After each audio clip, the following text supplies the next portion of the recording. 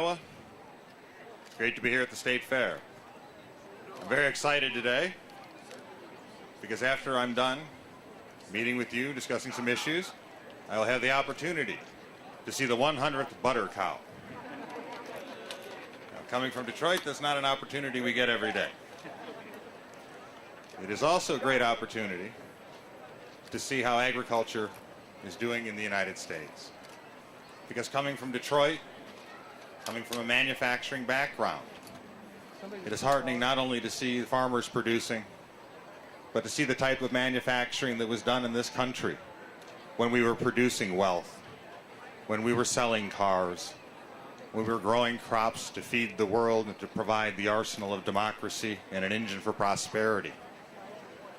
Today we wonder if we can still do that.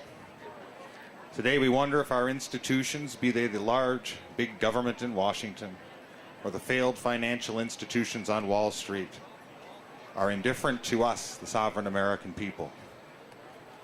We hear talk of forsaken Americans. We hear talk of the endangering of the American dream. And we hear many Americans wonder if they matter anymore. My response, and the response of the American people, is simply this: you matter more than ever. Throughout the history of this country, we have been faced with great challenges. And in every period of time, no matter how difficult, the American people have transcended them and bequeathed to their children a better country, a conserved and improved experiment in liberty and self-government. We will do no less. In terms of getting this economy moving, we need action, and we need action now. And unfortunately, what we saw from the administration, and in fairness, in the debate last night, was a failure to comprehend the nature of our economic challenge that is hurting so many Americans and getting them to question what their pursuit of prosperity will be in the 21st century. Will it be a better road, or will it be a dead end of American decline? We are in a deflationary period, a great contraction. What has happened is the failed Wall Street banks that were bailed out are showing the greatest contraction of credit since the Great Depression. Now, we can talk about tax relief, which I support. We can talk about regulatory relief, which I support. We can talk about all the above energy strategies, which I support. But if we do not address the failure of the large banks to be restructured, to recapitalize without taxpayer money, to get credit flowing down to the entrepreneurs and the workers and the innovators who will not only grow the economy in the near term, but will grow and shape this economy for the 21st century, we will be trapped with a doomed generation who economically will mirror what happened in Japan in the 1990s. I appreciate that this is not the easiest talking point to be putting across. But as always, I believe that the wisdom of the American people exceeds that of their elected leaders, myself included. And from hearing and meeting with people, we understand that the inability to access that credit has not only impaired the promotion of prosperity, it has impaired the hopes of individuals for their own future pursuits and that of, more importantly, of their children. Amidst this stagnation, we also have to face the reality that we are a country at war, with brave men and women in the field. And that the United States, as it has always done in its past, has met this unsought struggle, not merely as a matter of victory and defeat or conquest over territory, but we have also understood what Lincoln taught us long ago, that in seeking to defend our own liberty, we extend liberty to the oppressed and enslaved. And that is why precipitous withdrawal in Iraq or in Afghanistan will not only injure the security and hopes for liberty of the people of those lands, it will also impair our own, because America will have broken her promise to those peoples. And the individuals who will fill the vacuum if we leave prematurely will butcher and kill their way back into power. And the problems that they create will not be left anywhere but on our doorstep. These are the challenges we face. And again, It is a difficult time. But as always, the solution will not be to take your decisions, to take your money, to take your dreams and put them in a highly centralized bureaucratic Washington. It will be to do what we see throughout the world happening, what we see throughout our homes happening. In the 21st century, the future is not big government, it is self-government. It is the empowerment of the individual. It is the empowerment of you. And once we can get the government to realize that it must mirror the changes that are occurring in every family's lives and every business's lives, and that it must become citizen-driven and more horizontal and democratized, we will ensure that this nation will get through this hard road to better days. And in the future, other generations will look back at you and thank you for your wisdom and for your courage to meet the challenges that we face. With that, remembering that I do not represent Washington to my constituents, I represent them to Washington as their servant, I'll take a couple questions.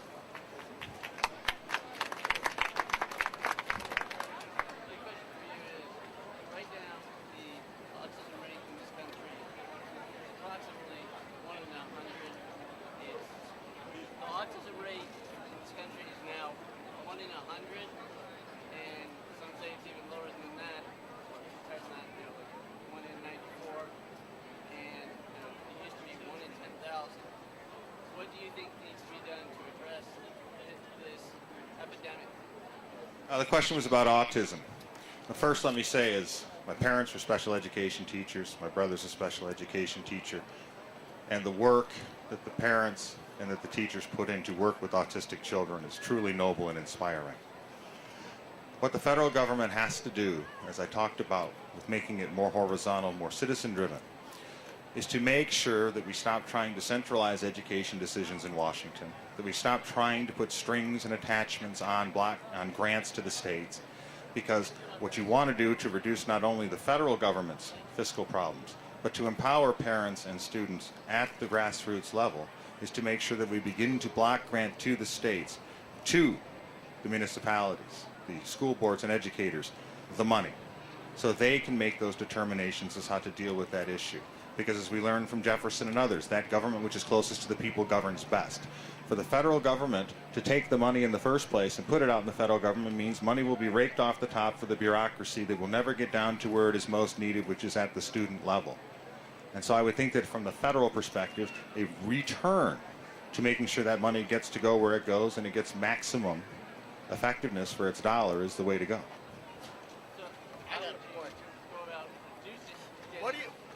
In my opinion, I got an opinion. What is your opinion? The two top qualifications for a politician? Well, the two top qualifications for a politician are good hair and makeup. But I think the question that you're asking is, what is the good qualification for a public servant you can trust to vote for? Unless you want to elect a politician, which I don't think is currently in all the fashion right now. I'm saying a good politician, they either got to have money or be able to get their hands on money to run for office, which is wrong. Because we're missing a lot of middle-class people there, a lot of good ones. And number two, that they got to be able to stand up in front of people and talk all day and say nothing. That's my two top qualifications. That's what I see in this country today. And I agree with you. That's why I have always said, whenever asked about what type of money are you going to raise before you run, I have said the American people are very in tune with the difficulties of today, and what they want to hear is the message, and then the following support will come if they agree with it and unite behind it. What they do not want are people who come around with a whole big bag full of money and a big bag of gas, and no one cares what they say, and yet they try to rent the Republican Party or they try to rent the presidency from you. So that's why I'm in Iowa. That's why I'm running a grassroots campaign. That's why many people ridicule my campaign, because, look, I understand the beauty of democracy. I'm not about the money. If you agree with my message, if you unite behind it, then I believe I can be elected President of the United States. But I do not subscribe to the theory that somehow, if a bunch of people with money decide that you look good on TV, that somehow that qualifies you for the highest office in the land and the leader of the free world. So I agree with you. Thank you. And look, prove it. I even lost my pocket. Yes, sir.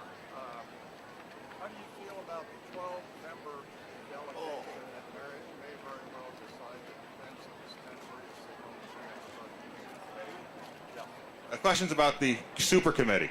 As you know, that was part of the budget deal. And I want to make it clear, first and foremost, that I believe that the super committee is constitutional because it still has to meet the requirements of being submitted to the members of Congress for a majority vote and then sent to the president for his signature. In many ways, you should view this more as a task force charged with and trying to do something.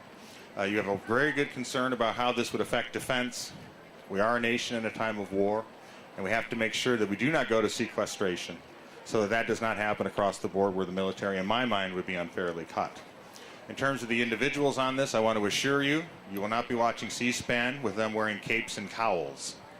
It is only called a super committee because it's a handle that can be easily applied to it.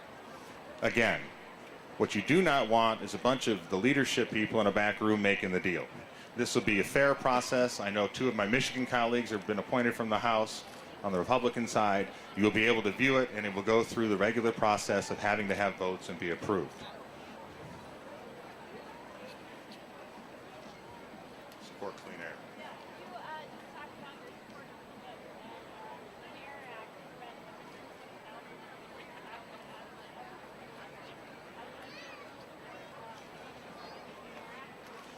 The questions about the Clean Air Act, my question in return is, I want to see every type of administrative rule put forward by this administration or any piece of legislation that deals with regulation on the productive capacities in the United States applied to a scientific test.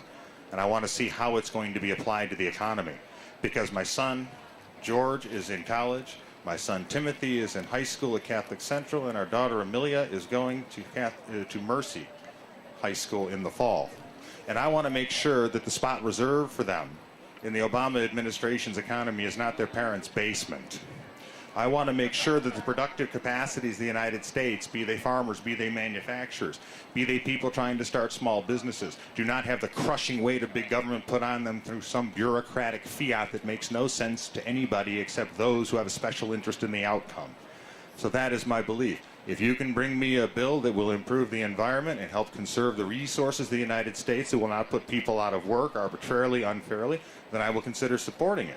But if I see legislation come forward, as we've heard from this administration before, that somehow the employment and the economy is not a consideration in the passage of their rulemaking authority out of the EPA or others, I would veto it. I would oppose it. I would rein them back in so they work for you.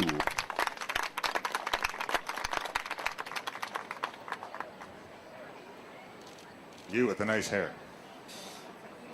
Him? He's more my style.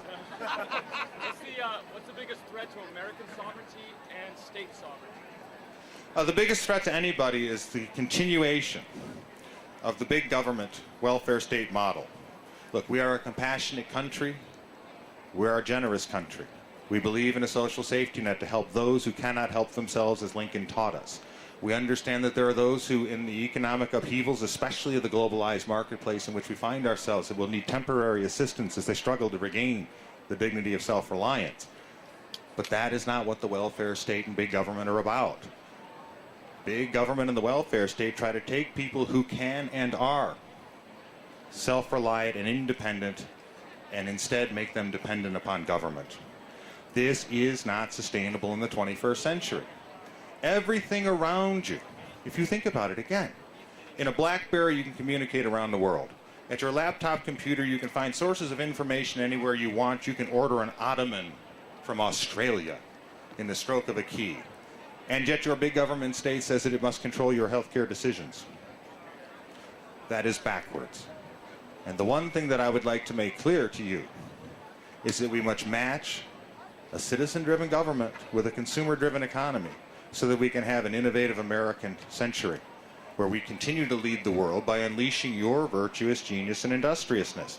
It will not come from Washington. It will not come from a non-sustainable model of having a big, highly centralized, bureaucratic state in Washington trying to sit on top of a democratized, entrepreneurial, self-governing economy. That will not happen. So that's what we need to do. Young man with the Royals hat. I believe that we have a Second Amendment, which is part of the rights we inherit from God, that the Constitution recognizes that.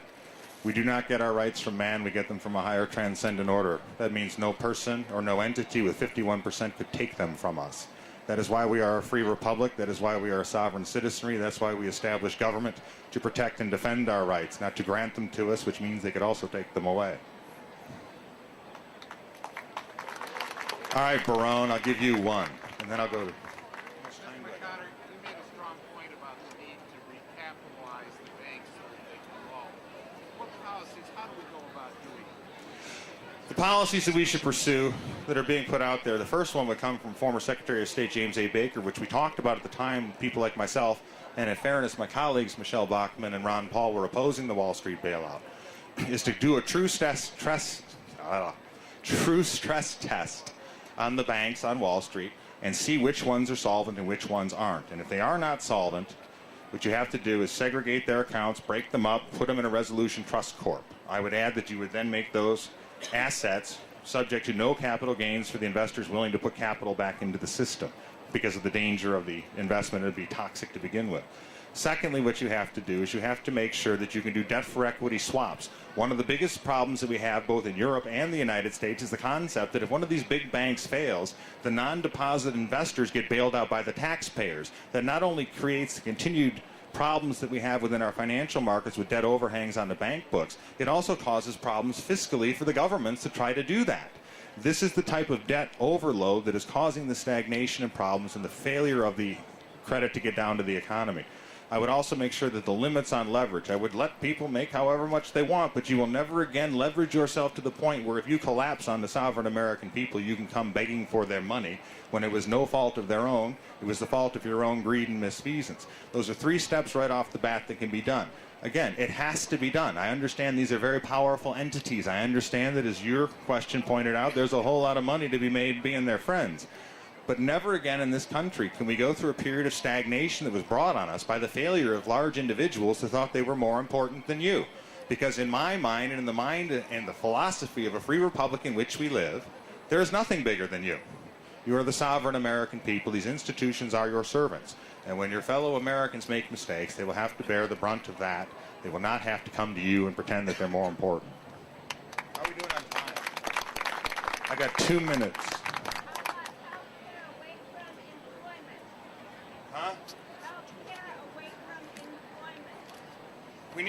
The question's about health care away from employment.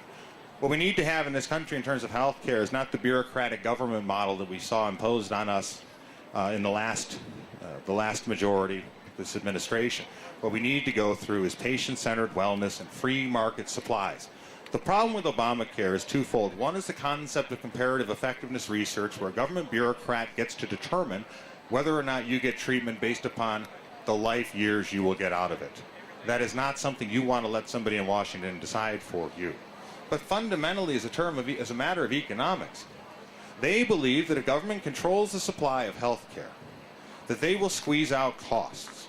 If government controls the supply of something, it constrains it. And in a time of rising demand, when supply is stagnant or decreasing, and demand increases, what happens? Costs shoot through the roof. This is why it is doomed to failure as an economic proposition. What we need to do is make it easier for entrepreneurs to bring medical technologies to the marketplace. We need to let doctors stop being bureaucrats and let them go again back to treating patients. We need to make sure that patients are empowered to make their choices with their doctors without interference from third parties. Because if you allow the supply to increase to demand in a market-based system with informed consumers and patients, what you're going to see is the natural market forces bringing those costs down. If you expand health savings accounts, you also give people portability within those. You allow them to be able to go become true consumers. They watch their own money. They become very good at squeezing costs out of the system through the thousands and millions of individual choices that will be made. That is the way to go. I would allow for the competition between the big insurance companies.